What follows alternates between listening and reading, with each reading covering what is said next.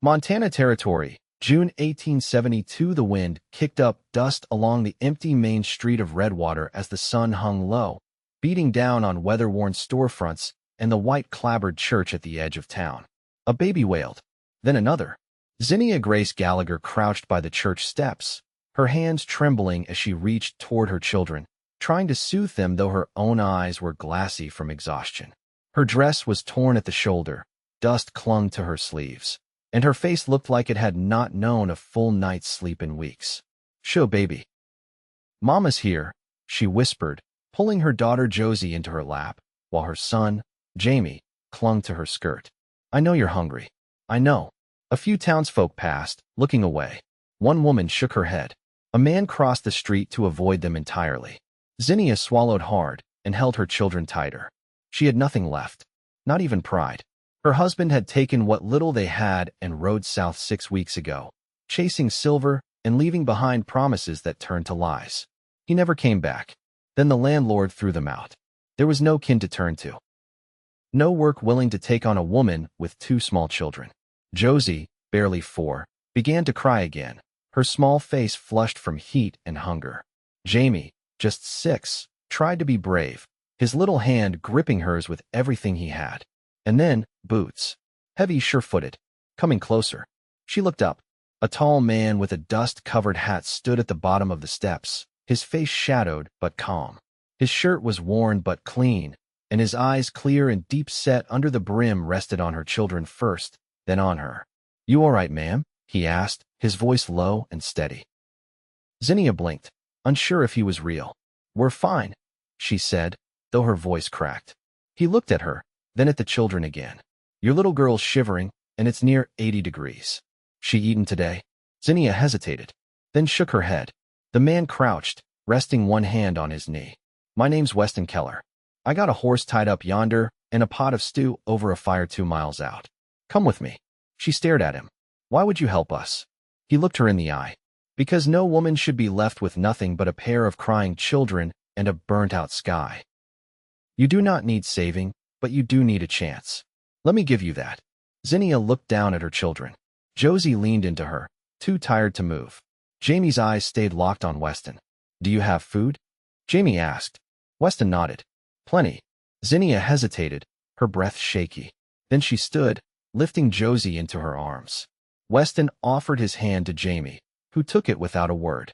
They followed him out of town, the sun dipping low behind them. Weston's horse, a sturdy buckskin gelding, waited under a cottonwood. He helped Zinnia up first, then handed Josie to her.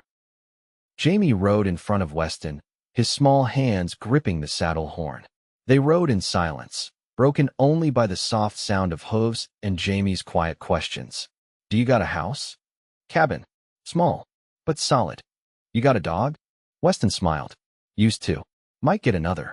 When they reached the clearing, the smell of stew drifted from a simmering pot hung over a fire. Weston dismounted, then helped them down. Zinnia crouched near the fire, setting Josie on a blanket Weston laid out. The little girl curled up and fell asleep almost instantly. Jamie sat beside her, wide-eyed, as Weston ladled stew into a tin plate and handed it to him. Zinnia watched as her son ate, tears filling her eyes again, but this time, they were from relief. Weston handed her a plate next. "Eat first. Talk after." She obeyed, her hands shaking as she brought the spoon to her mouth.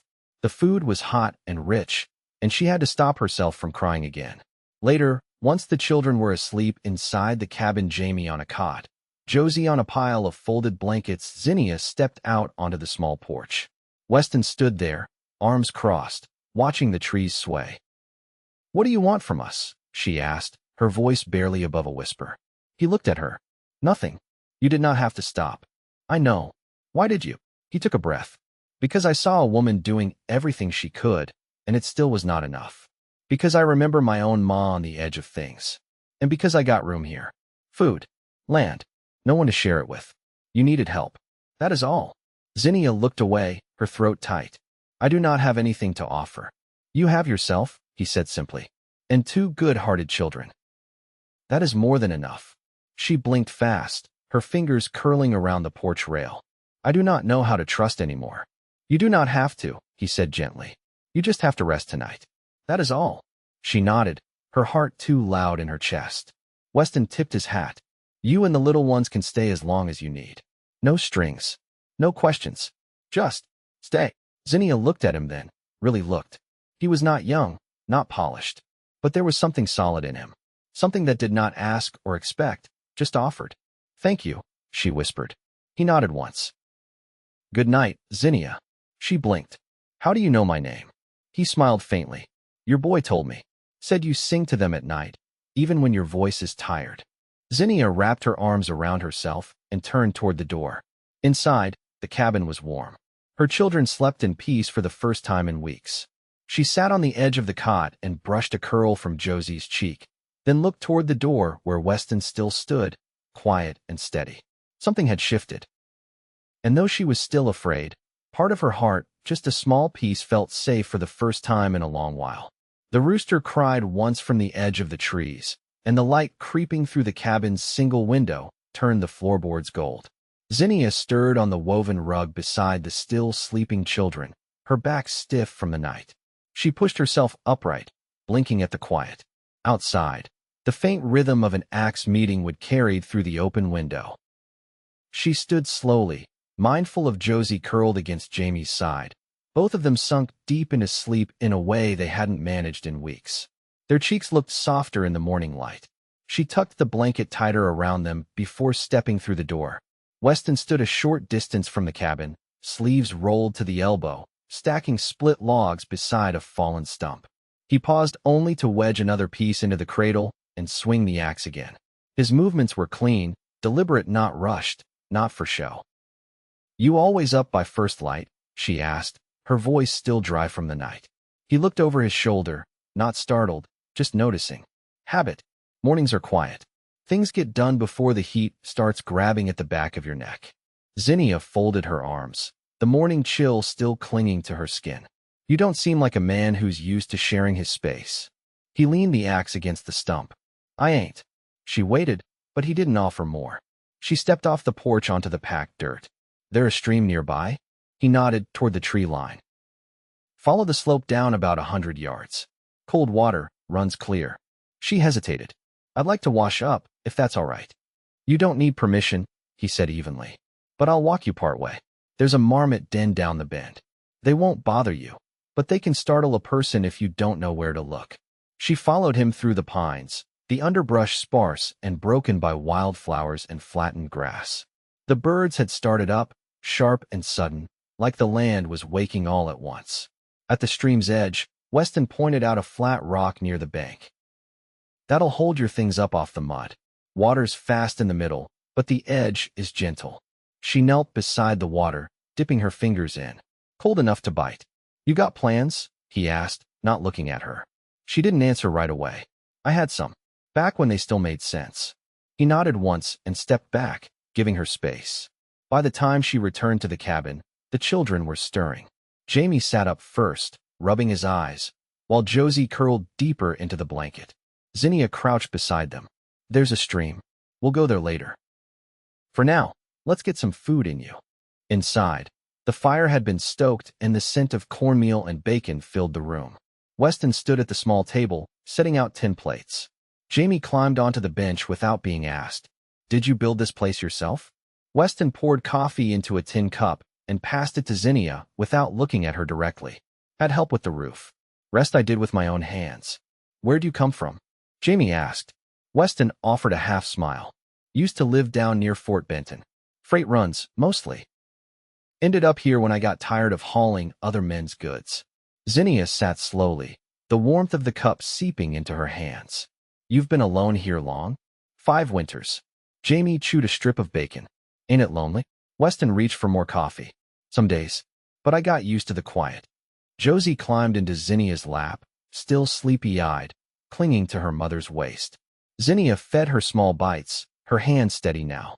After breakfast, Weston stepped outside and pulled a battered saddle from the lean-to. I've got a neighbor 2 miles west. He keeps chickens. I'll trade him for eggs and milk. That all right with you? Zinnia looked up from where she was rinsing the cups in a pail. What do you want in return? I'll take a dry roof and quiet when I come back, he said simply. That's all. She nodded, unsure why her chest ached at the ease of that answer. Once he rode off, she set about cleaning the cabin.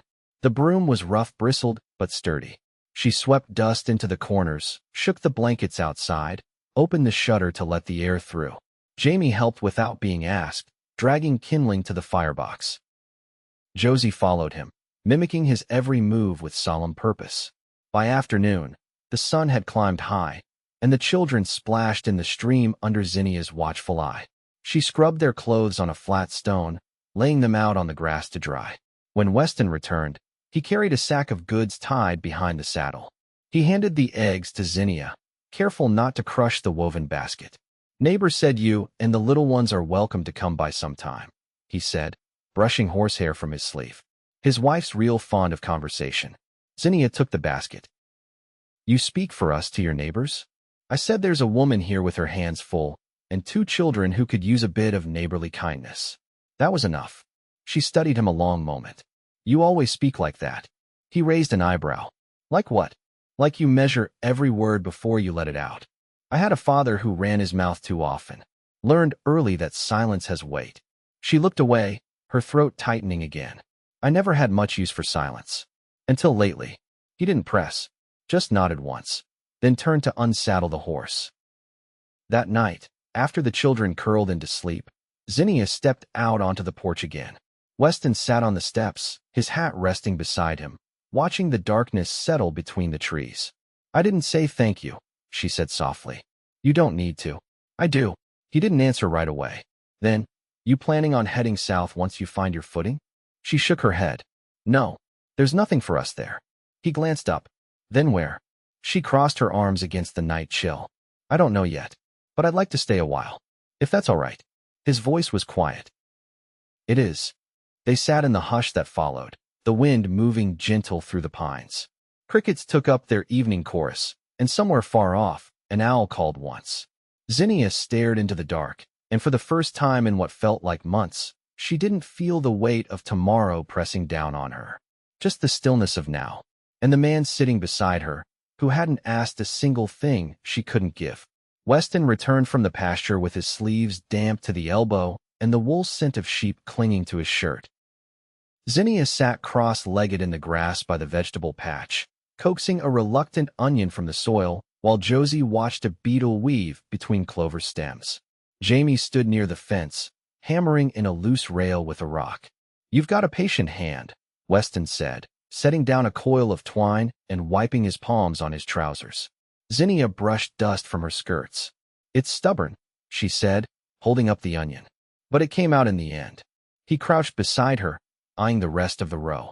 "That one's gone woody. Pull it too, and I'll show you the ones worth keeping." She handed it to Josie, who cradled it like a treasure. "You know a good deal about growing things?" "My mother kept a garden," he said. "Not by choice. We needed the food. I learned what would survive frost and what wouldn't." Zinnia pushed her hair back with the crook of her wrist. "I never planted anything I didn't expect to leave behind. Maybe you don't have to leave this time."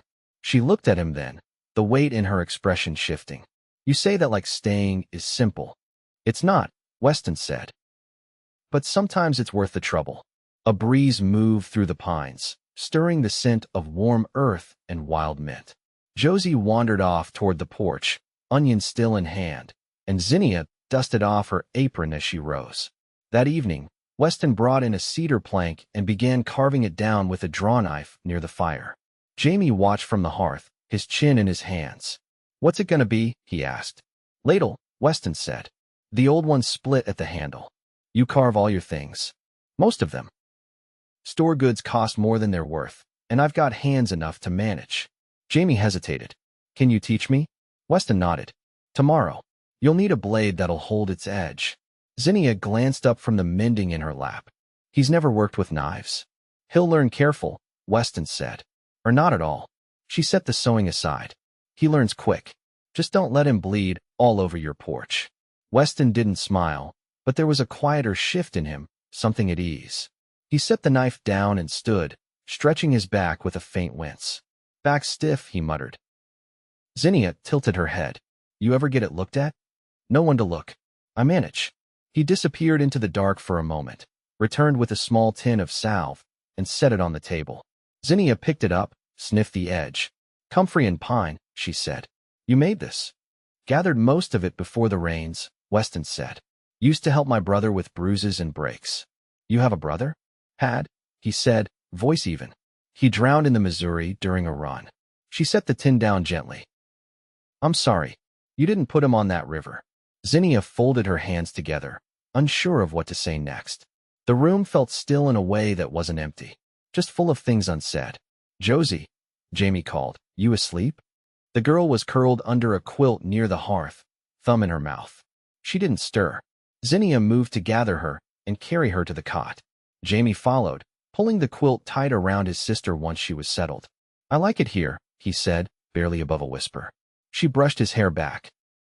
So do I. When she turned, Weston was watching her with a gaze that didn't ask, only saw. She met it without flinching. You planning to keep us long? She asked, soft. You planning to leave quick?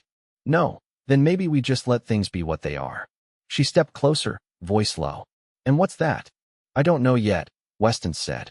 But I'd like to find out. Zinnia reached for the lamp, fingers brushing the glass.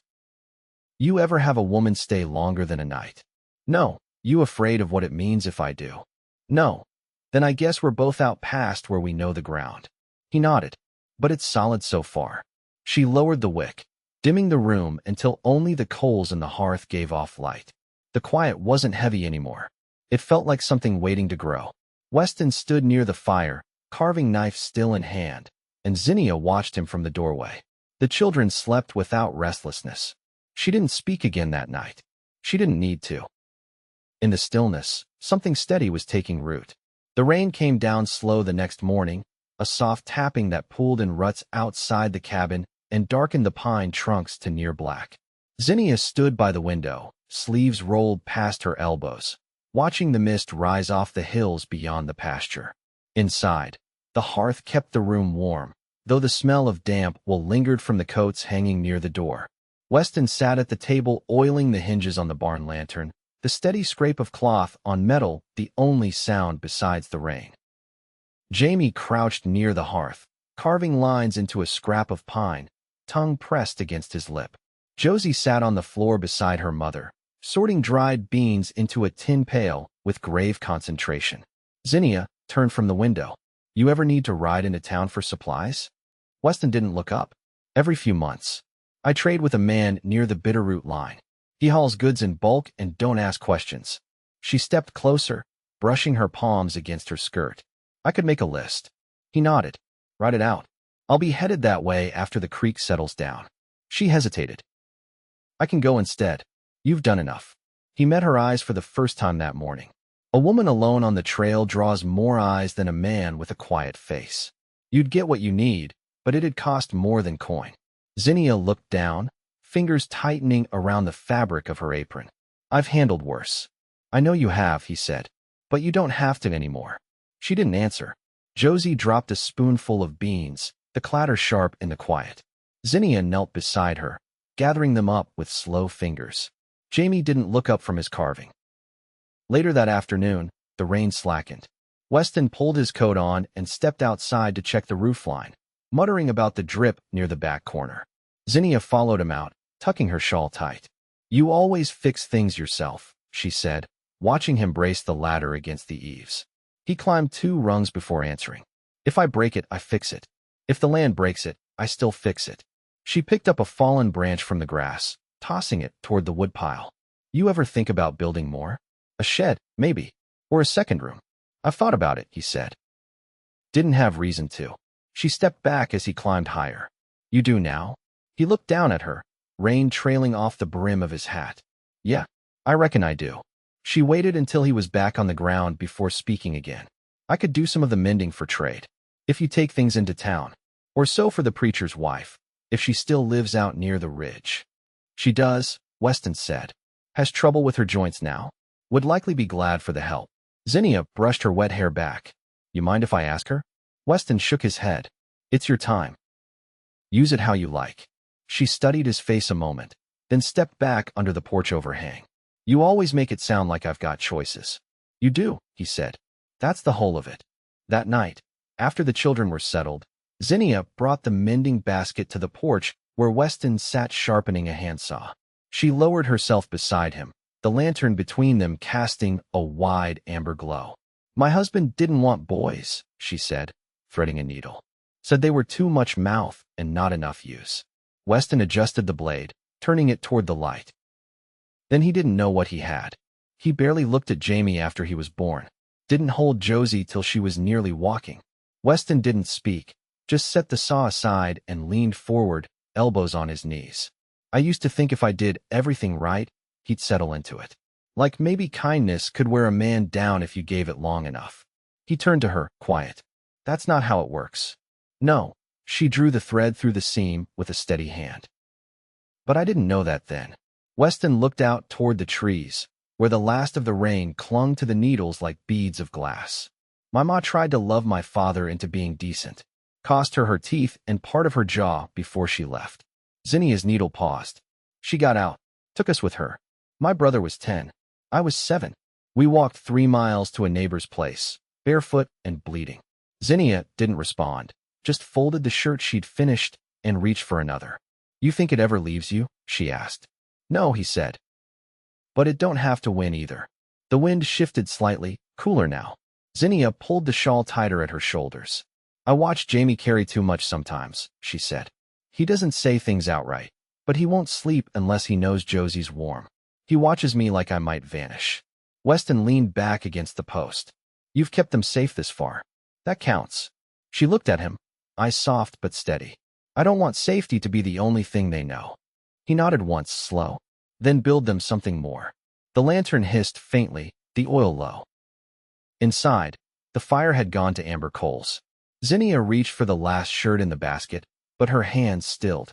"You'd let us stay if I asked." "I already have. But what if I wanted more than shelter?" Weston didn't answer right away. When he did, his voice was rough at the edges. "Then you should ask it plain." She turned fully toward him, not blinking. "I don't want to keep waiting on a man to decide if I'm worth something." "You aren't waiting," he said. "You're choosing." She nodded slowly, then set the basket aside. "I want a life we make on purpose," she said. "Not just what's left after the storm passes." Weston met her gaze, every line of his face unguarded. "Then stay. Not because you have to, because you want to." Zinnia took a breath, deep and unbroken. "I do." And for the first time, there wasn't anything else that needed saying. The frost broke late that spring, clinging stubbornly to the high ridges and turning the low fields to mud whenever the midday sun struck. Zinnia stood at the pasture fence, a shawl wrapped tight over her shoulders, watching as Jamie helped Weston guide the last ewe into the pen. The boy moved with quiet focus, his frame still slight, but his steps more certain. Weston gave a short nod, and Jamie grinned, pride flickering across his face before he trotted back toward the house. Behind her, the cabin door creaked open. Josie emerged holding a small basket, nearly tipping it with the weight of the folded cloth inside. "I finished the napkins," she said. "I's serious." Zinnia stooped to take the basket from her. "Let's set them on the table. Mrs. Tolliver'll be here before supper." The girl followed her inside, boots leaving small prints on the planked floor. Zinnia set the basket down and began lighting the smaller lamp on the shelf, then paused when she heard Weston's boots on the porch. "Fence on the west edge needs new posts," he said, brushing his hands off on a rag. "I'll ride out after dinner and mark the worst of them." Zinnia glanced up from where she was setting plates. "I can sew a few more flour sacks into grain bags, if you think we'll need them." He stepped into the room, gaze settling on her. "You always think 2 steps ahead. Used to be the only way we got through," she said. "Now it feels like building something instead." He watched her a moment, quiet, then moved to hang his coat. "Tolliver's still coming for supper?" "They are." "She's bringing the spindle I asked after. Said her daughter outgrew it." "Means she sees you settled," Weston said. Zinnia folded a cloth square and placed it beside the bread. "Maybe I am." He crossed to her slowly, voice low. "You are, if you want to be." She looked up, and for the first time, there was no hesitation in her. "I do." That evening, the Tollivers arrived with a jug of cider and a pie wrapped in waxed cloth. Mrs. Tolliver's eyes lingered on the cabin's tidy interior, the fire crackling low, the seams in the floor patched with care. She handed the spindle to Zinnia with both hands. "You'll have to oil it," she said. but it turned smooth. Been in our family 16 years. Zinnia accepted it gently. Thank you. I'll see it's put to use. After supper, when the guests had gone and the children were tucked into their quilts, Weston sat at the table rubbing linseed into the rifle stock. Zinnia leaned against the doorway, arms crossed. You ever think on marriage? She asked. He didn't look up at first. I have. She waited. I didn't figure it would ever be for me, he added. Not until you. She stepped closer. I don't want a preacher's blessing just for the sake of it. But I want something that says we're choosing this, all the way. He set the rifle aside. Then we'll ride into town next week. I'll speak to the pastor. And we'll do it quiet, with the children there. If that's how you want. She nodded once. It is. That night, as the fire burned low and the wind turned warm against the shutters, Zinnia curled into Weston's side beneath the quilt. His arm rested around her waist, palms splayed over the curve of her hip. You still think you're not meant for sharing your space? She whispered. He kissed the crown of her head. Not anymore. They married beneath the cottonwood by the stream, Jamie holding Josie's hand tight, while the preacher read from a worn book. Mrs. Tolliver came to witness, her husband standing beside Weston. Zinnia wore a dress she had sewn from muslin and lace salvaged from a trade, and Weston wore the same coat he'd had since she'd met him, brushing off the dust but not bothering to press out the creases. Afterward, they shared bread and dried apples and cider beneath the trees. Jamie carved the date into the bark of the cottonwood with the knife Weston had sharpened for him. Josie tucked wildflowers into her mother's braid. That summer, Zinnia planted 3 long rows of flax and learned to spin with the spindle Mrs. Tolliver had given her. Weston built a second room off the back of the cabin, hammering each board slow and sure, asking Zinnia where she wanted the window. Jamie helped him string wire for beams along the south wall, and Josie began humming while she worked, the sound threading through the days like something stitched permanent. The cabin never felt crowded. It felt full. One night, near the end of harvest, Zinnia stood at the edge of the porch watching Weston finish tying up the last of the firewood. The moon hung low, and the air smelled of cut hay and pine sap. She called out, "You tired yet?" He looked up and smiled, the kind that reached his eyes. "Not if you're still standing." She walked to him, barefoot, the grass cool beneath her feet. He reached for her hand and drew her close, resting his chin against her hair. "This life," she said, "I didn't think it existed." "It didn't," he said. "Not yet." They stood that way a long while, nothing between them but open sky and quiet breath. And when they walked back to the house, hand in hand, the light spilling from the windows was warm and strong, and the world behind them stayed still. They built the years one season at a time through hard winters and bright springs, through quiet work and shared laughter. Jamie grew into a man with a steady hand, and Josie into a woman with a voice full of song. And through it all, Zinnia and Weston never stopped choosing each other. Not once. Not ever.